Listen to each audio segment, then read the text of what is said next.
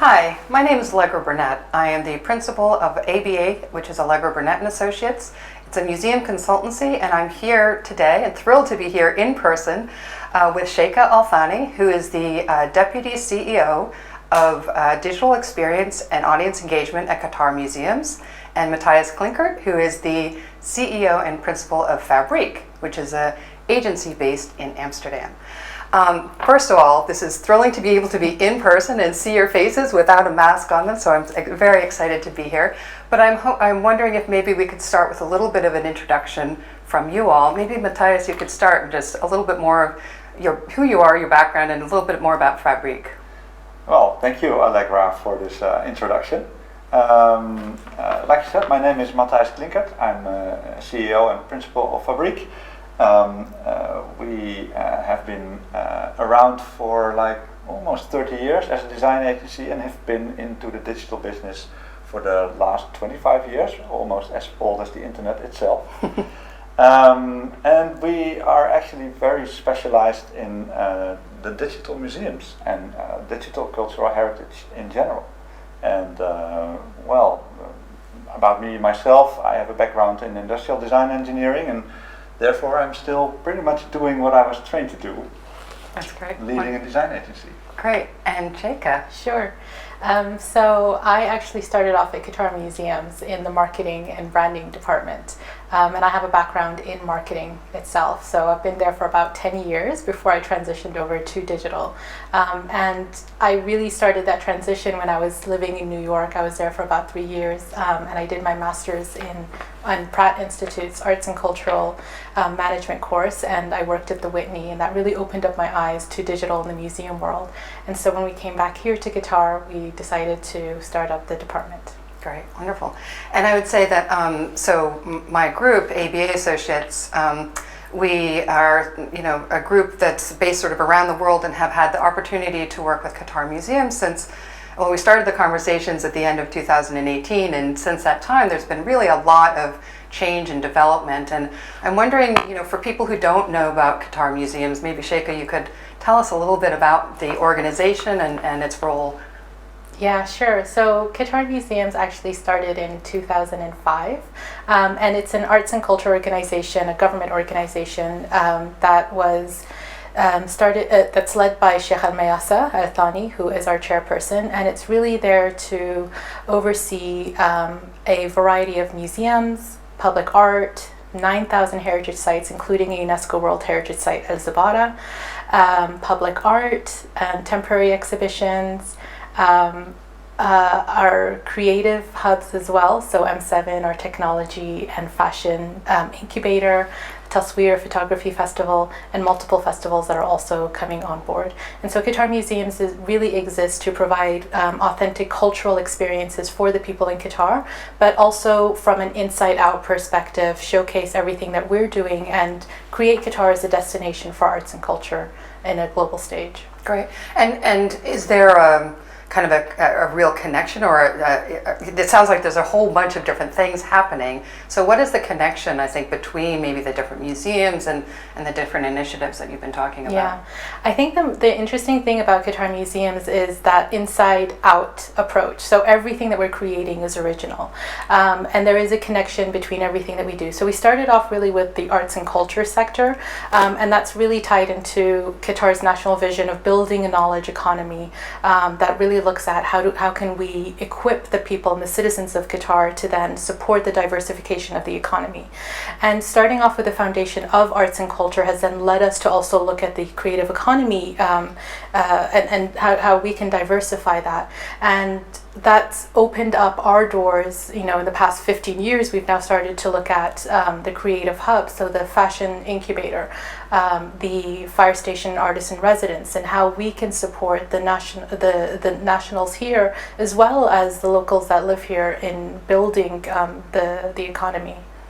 And when we first started working with QM, one of the first documents we looked at, I remember, was the National Vision 2030, which still, even now, is still pretty far out. And so my sense is that there's a real thinking about not just what's happening this month, this year, or the next couple of years, but really a long-term thinking. And can you talk a little bit about that? Yeah, it's not that far off. I mean, we have 10 years. Yeah. We have 10 years. So the whole idea of Qatar Museums is to support that. And so when we think about everything that we're investing in, it's really to look at how we can support the people. And how we can build the infrastructure to do that. So there's actually a lot of proof points now, which did not exist 10 years ago if we look at Qatar. There are galleries that aren't led by Qatar Museums, and that never existed. We've supported a lot of artists that now have international recognition. That has never happened. A lot of our collection has also traveled abroad. And we have a lot of international artists coming here as well and supporting us. And the idea of the creative economy, all the universities that you see, so UCL, which has museum studies, VCU that looks at fashion, and we also have HBKU, the university that looks at digital humanities. A lot of these things did not exist in the past, and now they've existed. And so there's still a lot for us to reach, but you can slowly start seeing the proof points. And 2030 is not the end point. It's really just the foundation that Qatar is setting, but then there is going to be another phase of how to grow that country. So Qatar Museums plays a really important role in cultural tourism as well, in all of that.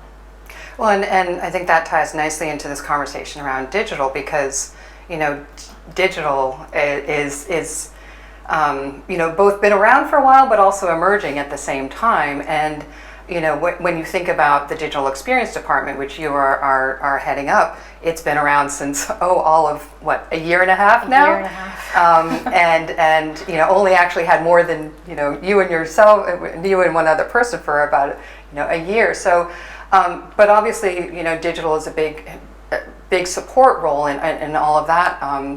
So I guess I'm curious to think about why a digital experience department and why now? Yeah. I mean, I think Qatar Museums went through the same story that a lot of organizations went through. Our audiences are online now. Mm-hmm. And what do you do when our audiences are online? We have to start moving our content, we have to start moving our promotion online as well, and our connection with our audiences.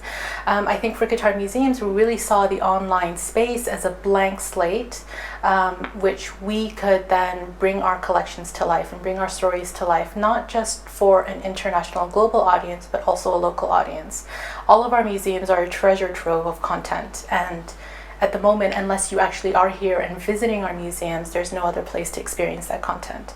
And so we really wanted to make sure that we built a space for that, and that's where the idea of a digital department came through. And I think, if we look at the history of QM, and I'm sure a lot of organizations have gone through this, digital existed, but in silos, and it existed, it was the responsibility of marketing and IT and the curators. And as we know, that usually doesn't work.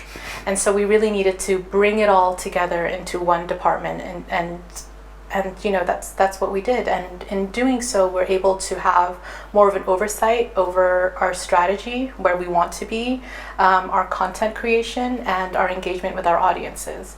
And Allegra, you were there at the very beginning when we started thinking about digital, so it'd be interesting to hear about your take on this. Well, yeah, no, thank you. It was great because there was a lot of conversations, and I think digital was happening in little pockets, and part of the work that we were doing was forming that and helping QM form that into an overarching digital strategy, and out of that was very much this need to move along a path of digital maturity, and one of the stops along the way in that path is really the sort of bringing those skill sets and that expertise together in a more centralized way, so that you can start to do knowledge sharing, you can start to build up processes and workflows, you can sort of get your arms around the whole thing before you can actually then start to really embed it or do go into more of a kind of hub and spoke model where you've got go back to those pockets of digital happening around. So when we worked to develop the strategy, and the digital experience team was really a big component of that in order to make that come to fruition. You know, you don't want to do a strategy and then have it go sit in a desk drawer forever, and sometimes that happens. And I think what's been great for us to see and be a part of is the fact that that strategy, within 2 to 3 months, you know, the team, you were sort of brought in to lead the team, and then started immediately thinking about recruitment, and we immediately started thinking about, you know, the roadmap of projects. That was the mission. And oh, by the way, you know, somewhere in there, this thing called a pandemic happened. So, you know, all of this really has happened since early last year. So before, you know, I bring Matthijs into the conversation, it would be great to hear a little bit about your thoughts about that approach toward recruitment and in staffing the team. Yeah, so we really spent a lot of time thinking about how do we structure a digital team. I think there's a lot of models across different museums, but also across different for-profit organizations. What we landed on is 5 main sections, and they're separated out as sections right now in our org chart, but they're really cross-functional teams within a larger department. And so we have an innovations team, we have a digital products team, a digital content team, a digital production team, and a digital research and analytics team. Great. And are they all, you know, local Qataris, or what was the sort of recruitment approach in that regard? A little bit of both. So, like you said, Allegra, you know, digital is something very new. It's super new in Qatar, and so the local talent pool hasn't necessarily caught up. So our strategy for that has always been, for the senior positions up top, let's recruit experts internationally that can help then train the local recruits into then taking over these senior positions. So we really wanted to take on a hands-on approach. If we couldn't find them in the universities, let's hire them. If they have an interest in digital, let's train them and then build them up to what they could be. Great. And I think this is where, you know, working with outside partners and agencies like Fabrique really comes into play too, because, so Matthijs, you know, you've been working with international museum clients for a long time. Perhaps one of the most famous ones, Rijksmuseum, and really sort of that was a kind of watershed moment for digital and museums. But working with a lot of, and that one, while international to us, was in your backyard. But thinking about, you know, working with clients around the world, you know, what are you seeing, and how, you know, what has been surprising or of note as you've started to work with Qatar? Yeah, especially given that this is your first time actually getting here in person. Basically, visiting the museum we've been working for what is it now? Almost 2 years.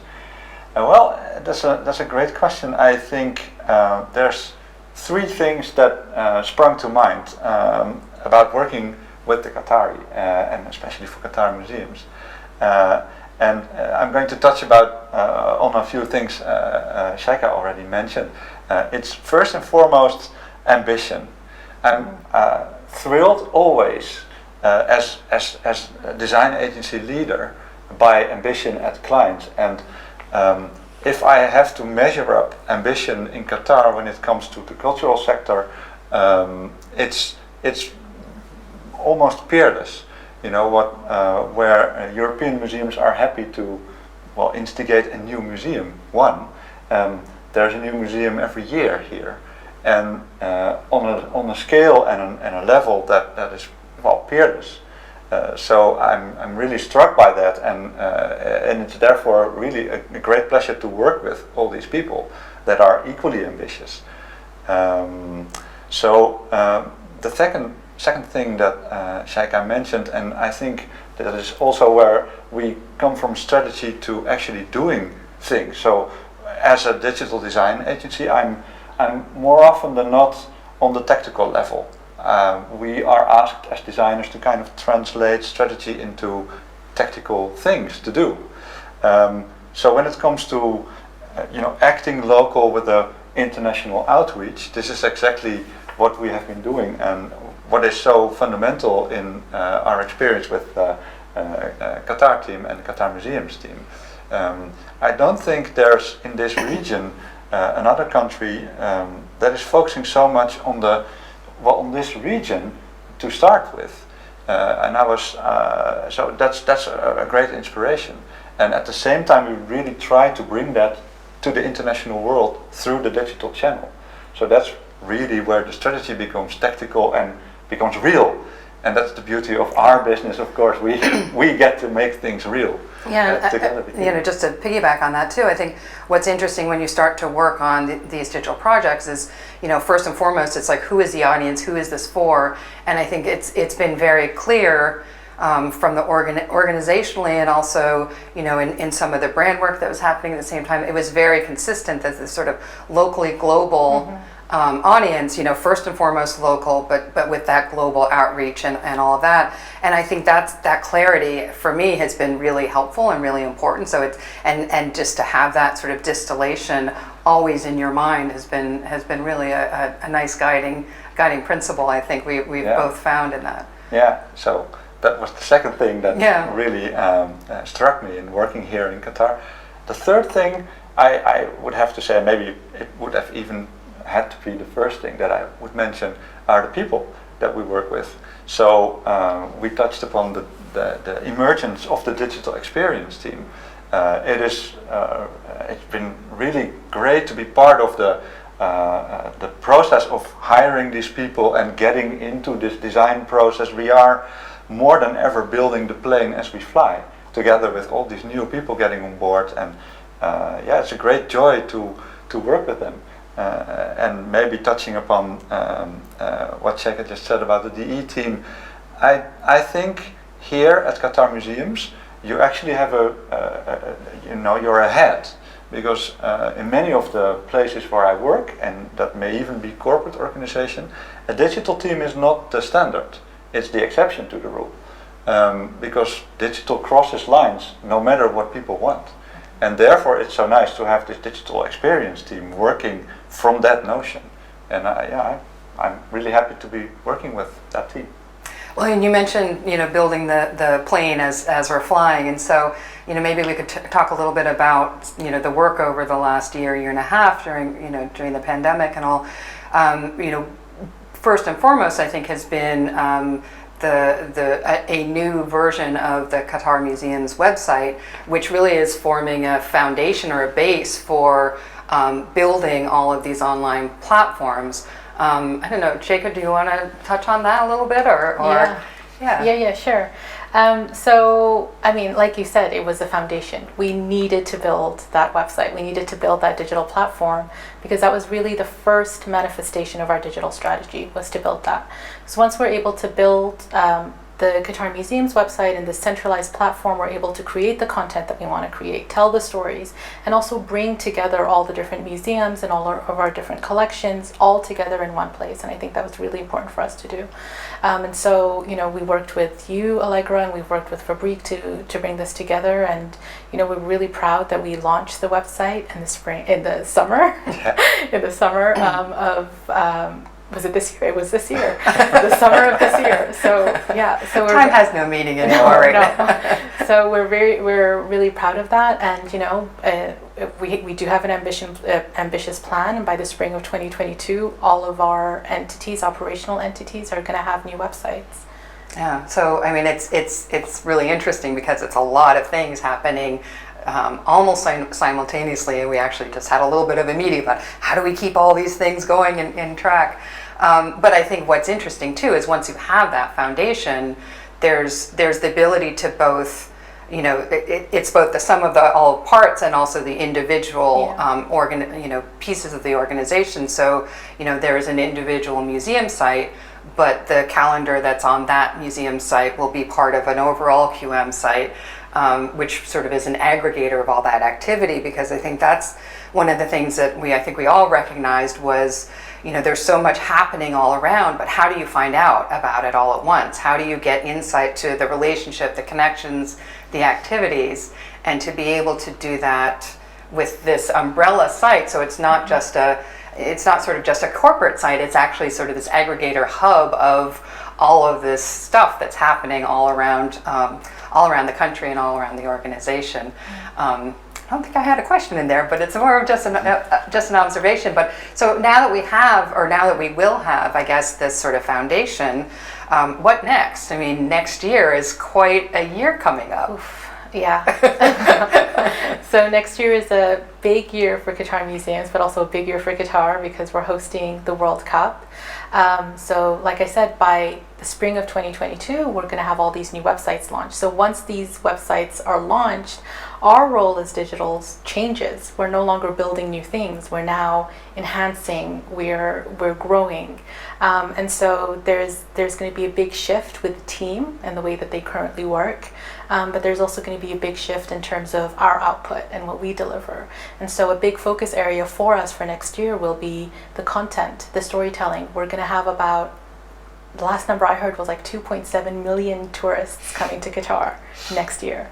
And so there's a huge opportunity there for us to showcase our stories, bring forth our collections and our heritage sites, but also, you know, partner up with, you know, the Qatar National Tourism Council or the FIFA and the Supreme Committee to deliver the World Cup, our partner network, and making sure that our experiences, the cultural experiences in Qatar, make it to the visitors that are coming. So that's going to be a huge focus, is how do we bring all of our programming to these people, but also how do we bring our stories out in the open. Mm-hmm. And how do we provide that sort of technical support Yes. and flexibility in order to be able to meet all those needs, right? Yeah. But there's Right. nods. It's a big Yep, that's the It's a challenge. big year. That's the challenge. So, well, and I guess, you know, in thinking about sort of the work that has been done to date and sort of this ambition for the future, you know, maybe we could just, and given that it was all during a pandemic and remote, you know, are there any, you know, particular things that you've learned from that, or things that you wish you would know now that we sort of learned painfully along the way, or any sort of observations about that? Maybe why don't you start? Yeah, sure. Well, one thing that I've relearned, or maybe found out again during this pandemic and in such a big project where we had to really reinvent ourselves on the spot from one day to the other. Everything went off the table and we had to, you know, all our flights went away and we wouldn't be going to Doha, but we were going to make this great project. Is that in the end, it's the people in the museums that make for what it actually is, this museum. So what I've learned is interviewing and talking to people a lot and investing a lot of time in these talks and even online, that gives you a pretty good idea of what you are going to make and whom you are doing it for. Because in the end you're not building digital experiences for the stones, although they're beautiful stones, beautifully crafted out of the ordinary, but we are making stuff around an idea of a collection and several ideas and several collections. And I learned again that the people really get into you and you make this connection and then you're going to make great things. So And that's possible to do wherever they are. wherever right? they are, Yeah. right? Yeah. So On whatever time zone, at whatever exactly. hour of So the day we or night. And we're literally meeting in 5 different time zones Yes. regularly. Quite. So Yeah. that's a challenge. I mean, that whole project from A to Z was done virtually. I mean, this is our first time meeting Matthijs. Yeah, it is Our literally. first time, yeah. So, well, we could have found worse opportunities, Exactly. I have to say. So, yeah. What about you? Any sort of observations or thoughts about? Yeah. I think it was really interesting for us because not only did we start a large project virtually, but we also recruited virtually, and we had to start the team in that way as well. So I think what was really helpful for us is to figure out what that structure was. So how do we communicate? You know, what are the tools that we're using? I think that was really, really important for us to figure out early on. And we tested a lot of things at the beginning until we actually landed on what worked for us. But once we figured it out, it was smooth sailing from there. Mm-hmm. Yeah, and I think testing that out reminds me that, you know, this was also about learning and doing things within an agile, iterative Yes. way, which is new for the organization, right? And so not only are we building a new team, but working in a way that, you know, that people across the organization aren't familiar with. And I think, you know, it's been great to see the the openness and I think receptivity to that new way of working. But it's also agile takes a little bit of getting used to, right? And no situation is the same. So right. if you are learning it remotely together with a new team of people in 5 different time zones, that means something different than when you're in one place sitting on the desk with one physical board at the wall. Well, and it's sort of having to be agile about agile. Right? Yes, that's what it's all about, right? Right. So no, I think that kind of brings us to a little bit of a conclusion for our conversation. But any last thoughts that you'd like to share? Go for it. Go. So Matthijs has just arrived off the plane. We're sitting here in the National Museum of Qatar, which he has only seen the outside of, and we'll see in person tomorrow. But and virtually. But it's so we're sort of capturing you at this very interesting moment of your experience with the. Well, I let me conclude by saying I think there's still a lot to be done and great things to achieve, and I'm very much looking forward to working in particular on the collections of all the museums and Qatar Museums as a whole, because that's where there's still a lot of magic to be done and digital experience to be had and to be thought of. And connections across collections. Collections, because that's truly a great opportunity to work for. Mm-hmm. So thank you. Yeah. I think for me, what strikes me the most when I think about the digital experience department is I think no one really tells you that it's a change management role. And it's a very challenging change management role. And there's a lot of boundaries that you're pushing and you're breaking, and no one really prepares you for that. And so, doing it in a large and complex organization takes a lot of time. But I think what was really interesting is, last week I saw people putting up Post-it notes on the wall, and I got really excited because I was like, oh my gosh, look at us, we influenced something. And people are starting to use our project management systems in the way that we're working. So it's a slow influence that happens, but the more we start working with people, the more we start collaborating, the more we break down these barriers, and the more people start adapting to working agile and also working for the audience first rather than the product first.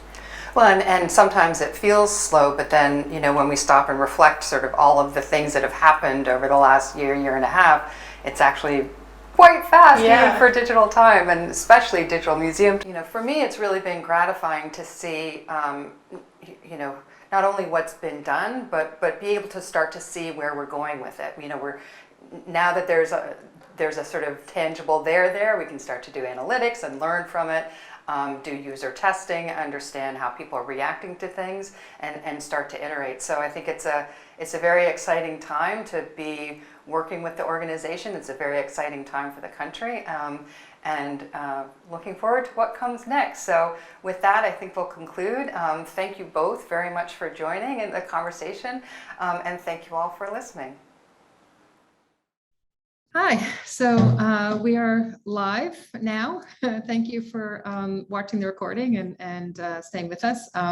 Unfortunately, the reason we did the pre-recording is that Shaikha Al-Thani couldn't be with us this evening. It's evening here, but Matthijs and I are here live. We are actually in the same city. We're just not in the same actual location at the moment. Sometimes it's easier to do that with Zoom, but would love to answer any questions that you may have. So either feel free to put them in the chat, or if need be, you can certainly activate your video and we can make it a little bit more casual.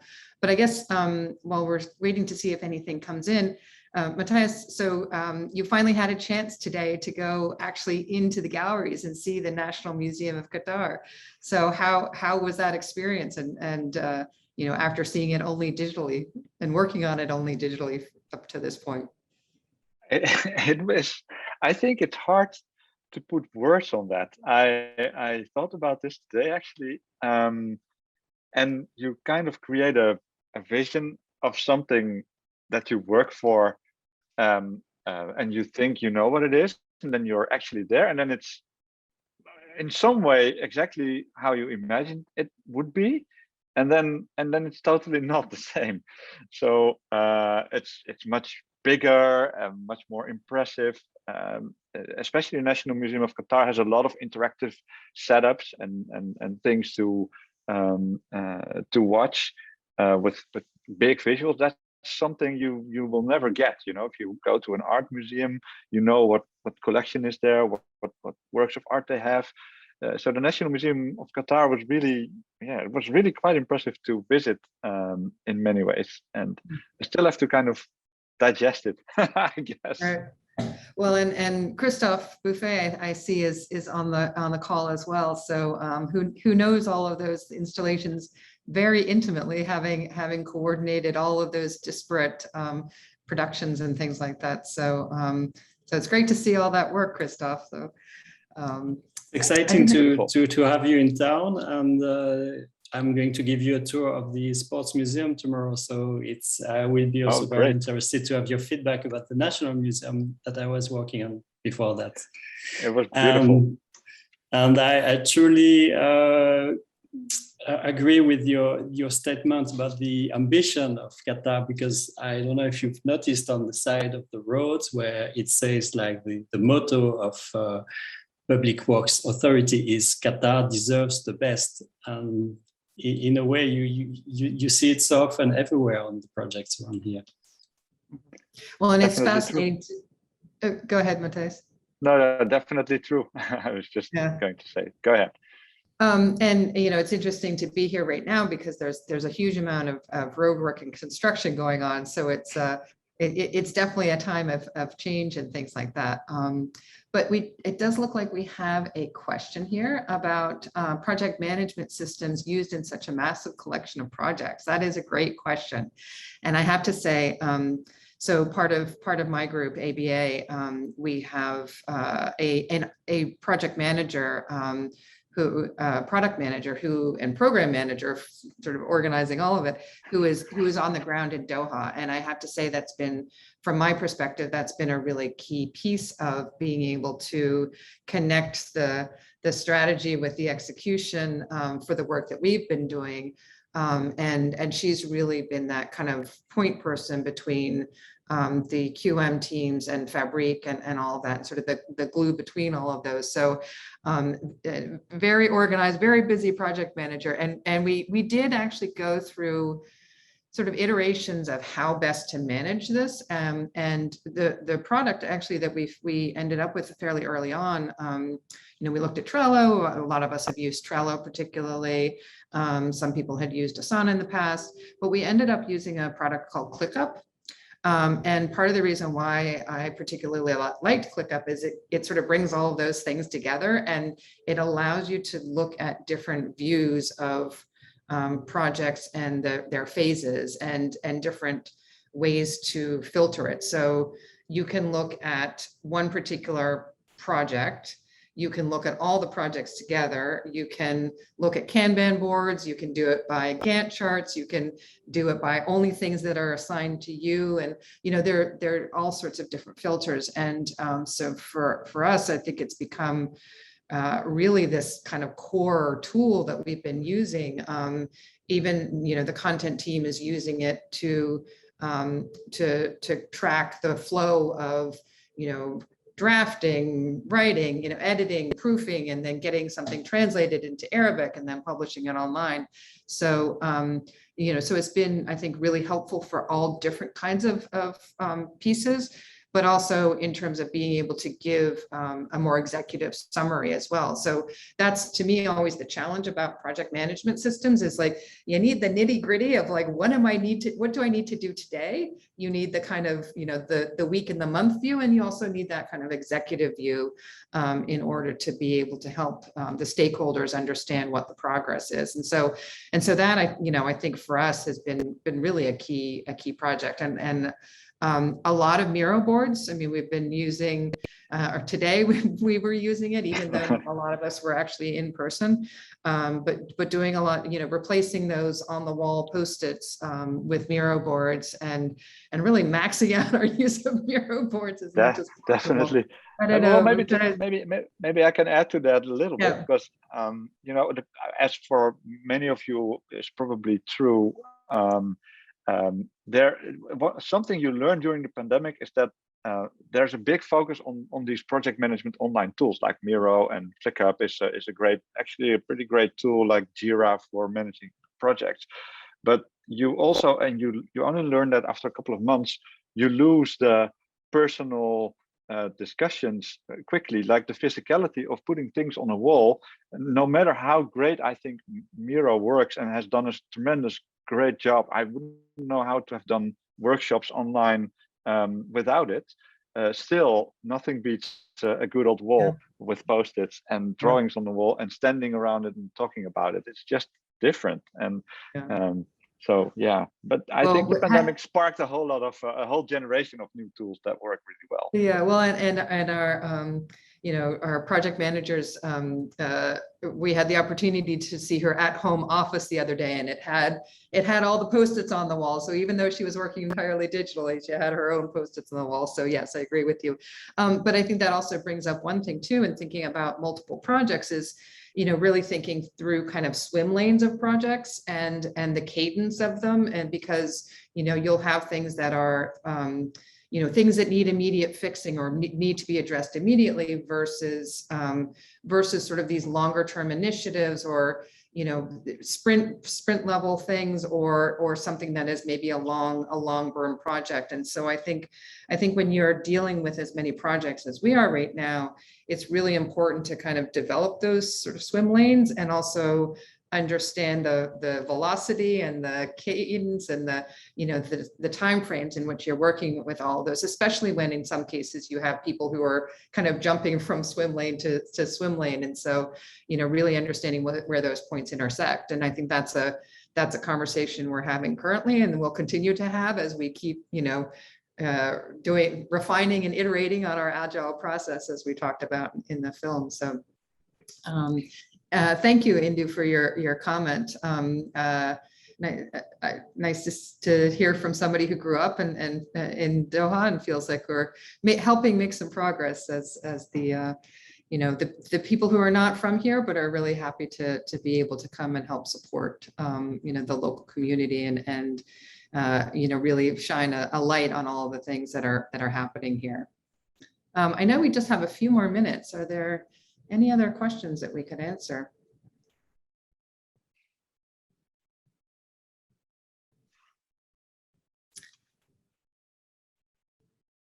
No? Okay. Oh, how are you able to gain adoption of tools and or methods across the team? Well, I mean, it was sort of easy for gaining adoption on the digital experience team because the team was starting as the tools were starting. So that was a little bit of they both came on into being at the same time. We are certainly how you deal, work with stakeholders. We are using, obviously, with like Fabrique and the people who are more intimately involved with the projects. We are, they have access to the tools. We're certainly on, doing Slack conversations on a daily basis, as many people are around the world. But so I think that those tools have really been used by the team. And I think now that we're starting to roll out the projects as well, and some of the different stakeholders are actually going to be more actively involved in developing and adding content to their own websites and things like that. We need to quite honestly think about that a little bit more, about how those teams, how we share those processes. We have done some work with the social media team and help them get something, get things like Hootsuite on board. So things that help with workflow and publishing. There is a CMS that is part of the work that Fabrique has been doing, and that has workflows in it and permissions, so we can start to roll that out and help train the different parts of the organization who will be contributing. So yeah, I think that's a good question and an ongoing one as the projects really come on stream. So I think we're still at the sort of early days of things going live. So a lot of it is more with the development team and the hands-on team at the moment. And maybe to answer Christophe's question in the chat about if we would use the same tools when working with a Dutch or an American museum, I think one of the interesting side effects of the pandemic is the quick and worldwide adoption everywhere of all the same tools. So I would have maybe given a different answer 2 years ago, because then, so we do also some work for companies in Athens, Greece. They had an entirely different set of tools before the pandemic, and actually 2 months in the pandemic, everything changed. Everything has Teams, everyone has Miro, everyone has Google Meet or whatever, and knows where to find it. And I think that's one of the positive side effects of the pandemic, that people don't say, oh, well, I can't because I don't have a webcam, or I don't have a this or that. It's not an answer that's acceptable anymore. So I think that actually helps us to, so when we get back to the real life, which we are currently in the process of, now the real life work and the online tools are kind of in a moment of convergence to how are we actually going to blend those two worlds. And that's an interesting moment to me. So, but there's a globalization of tools, I believe, as a side effect. Yeah, and we just have a couple more minutes, and this is a big question, so I'm not sure how much we'll get answered in 3 minutes, but is there anything you would do differently the next time? I think, you know, there are always things that you would like to do differently. I think that, yeah, that's a good question. We're still in the midst of it, so I'm not sure we know yet. But I think the things that have worked really is taking an iterative approach. I think it's about making sure that we stop and have, well, I guess maybe this is an answer to that. Building in sort of more moments of reflection. I think it's been hard for us, and we were just talking about this, and our time together this week is actually very much about this. So we are trying to do this differently now.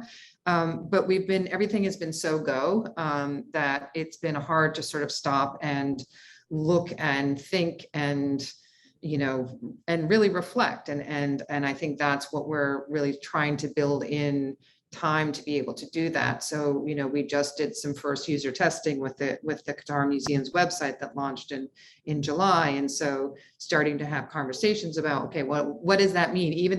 Even as we continue to build what we had planned to build, while we're getting this feedback, you know, what are we adjusting and how do we meet those comments?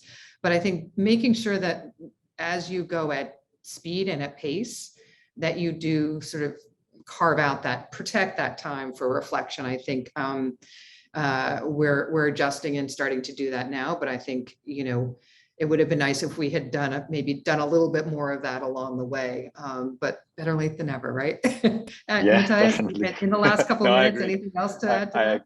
I agree fully. It's always in hindsight. Well, it's of course a very relevant question because now you have learnings mistakes that you may not make the next time. But if anything, it's make some time for reflection because you will speed up after that. I think that's a good conclusion. And it's hard to live by that promise, I think, when you Easier are said than done, right? Yeah, and everybody wants everything to be delivered and done together with the whole team yesterday. But still, it's a good idea to, even in a pandemic, take some time off and have some moments to think. Yeah, even if it's walking around the block. All right, I think with that we are pretty much at time. I want to thank you all very much for joining us.